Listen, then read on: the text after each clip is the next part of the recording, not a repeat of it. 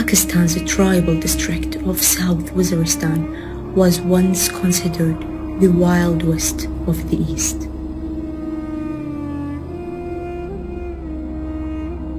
The inhabitants of the region had witnessed large mass migration due to the military operation against terrorism.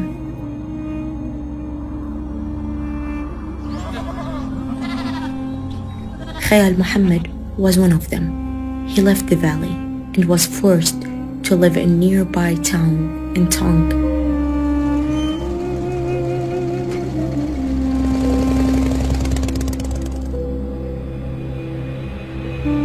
After living a life of uncertainty in different places, he with his family returned to their hometown, which called Grizai in South Waziristan. But his resolve for education is absolutely stunning.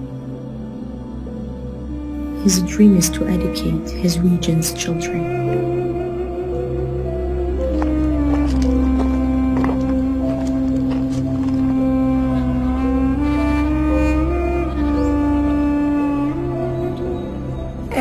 Dai Hamzad emude laki numdai Grizai emisha elaka dira khada elaka du dira garibe elaka hadu te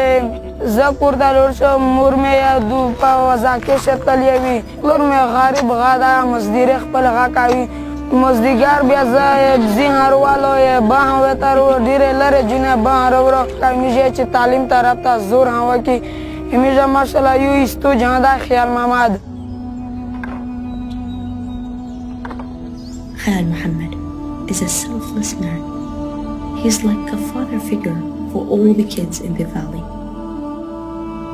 He started teaching young kids in his shop near his home.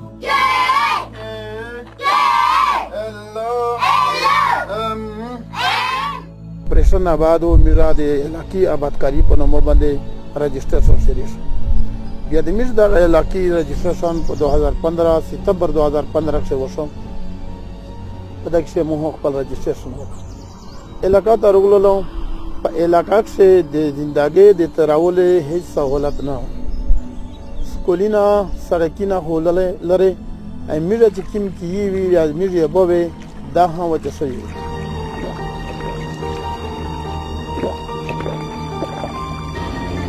مو دا سوچ وکړو چې دا بچون دغه سبق شي خو یو دا سوچ و چې یو خوب لیدل وي اسه یو خوب لیدل وي حقیقت ورکول دا ډیر لاره خبره مو دا ته شریف ولا اول خپل بچون وي ته خپل بچون ته مو سبق شریکو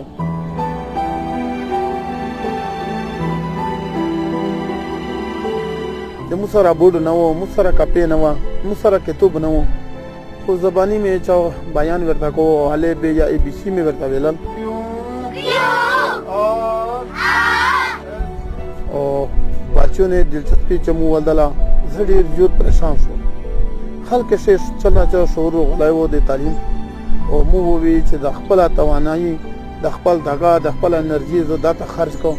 دا نه خو مناسب جوړ ته بل شو لیدا ولا خو تعداد ریچ پرېږ لري دا و دغه رنګ زمو د غربت واجنا دغه خرچه مو ته مشکل ولاله او بیا مو دغه د کونکشن چې کله چار شي ذکرلا چاله دلی اخر د کونکشن ها جو کام شو بچو نه مو سره د درا ډیر شو چې د مو سره د بچو نه د نستی جو ها کام شو زه بیا ورته پریشان شولم اخر دا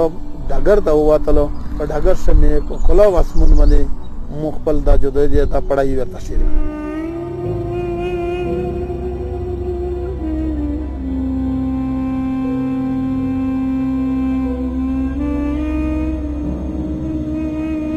His treacherous journey continues.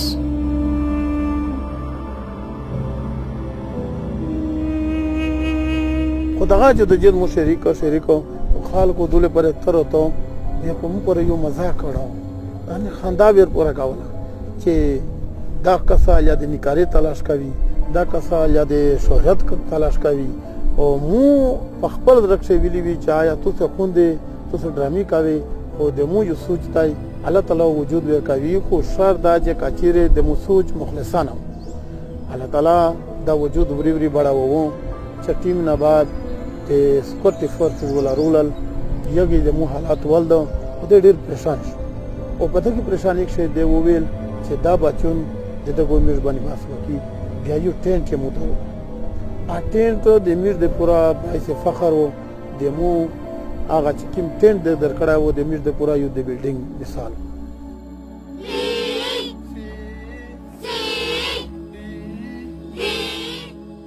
ګور کې تاسو مبارکي ورکړله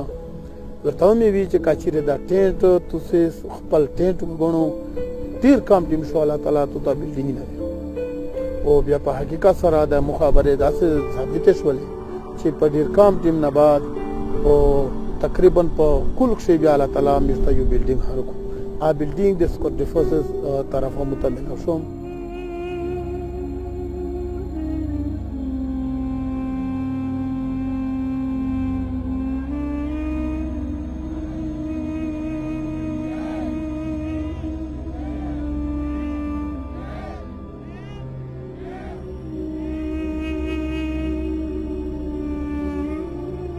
تیمیر بچون ماشاءالله ډیر ټیلنټډ دي میرا ګورنمنت کورینه ته چې کوم بچون وړل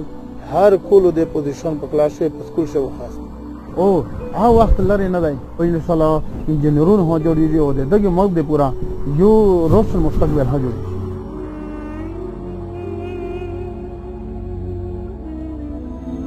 Khayal Muhammad's slogan is no to violence and yes for learning and peace. He's making a significant difference in the lives of the South Waziristan's children, and he deserves to be celebrated.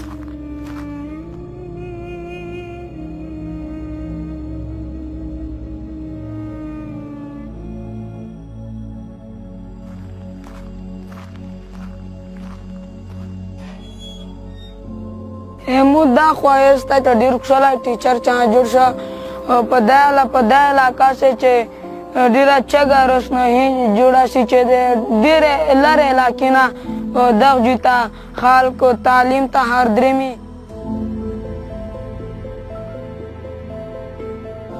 Khayal Muhammad is like unsung hero for all of us. We all paying a special tribute to his selfless service to his community.